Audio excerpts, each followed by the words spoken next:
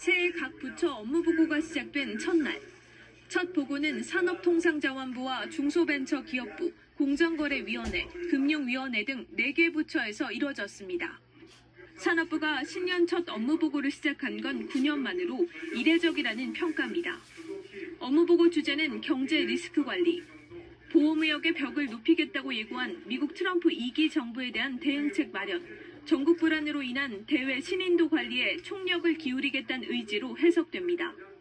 높은 정치적 불확실성과 대외환경 변화 속에서 최선의 해법을 찾아 나가야 합니다. 어려운 상황일수록 정부의 역할이 중요합니다.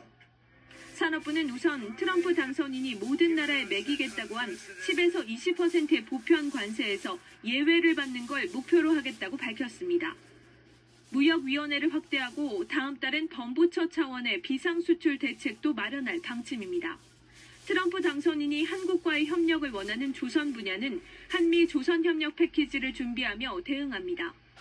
중소벤처기업부는 고환율이 지속돼 기업 피해가 생길 경우 최대 1조 5천억 원의 정책 자금을 지원할 방침입니다.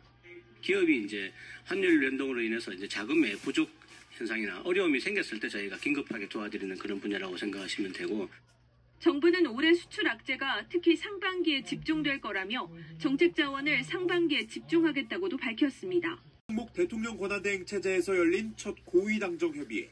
핵심 의제는 민생경제 안정화였습니다. 당정은 먼저 설 연휴 전날인 27일을 임시 공휴일로 지정하기로 했습니다.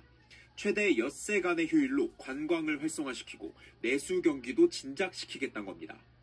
경제 전체의 생산 유발액 4조 2천억, 부가가치 유발액 1조 6,300억 등에 영향을 미치는 것으로 성수품 수급 대책 등 물가 안정을 위한 협의회도 내일 개최할 예정입니다.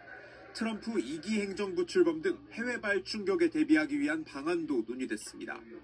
저가 수입산의 범람을 막기 위해 무역위원회를 확대 개편하고 10조 원 규모의 공급망 기금을 가동합니다. 미국의 보편관세 부과 등 현안에 대응하기 위해 범부처 합동 대외경제 현안 간담회도 매주 열기로 했습니다. 특히 미 새 정부 출범에 따른 경제 통상정책 기조 변화는 향후 우리 경제에 영향을 미칠 핵심 변수로 예상됩니다. 당정은 이를 위해 정부와 국회 차원의 대미 소통도 한층 강화하기로 했습니다. 국민의힘은 국정의 조기 안정을 위해 공석인 국방부 장관과 행정안전부 장관 임명 등 공무원에 대한 인사를 최권한대행에 요청했습니다.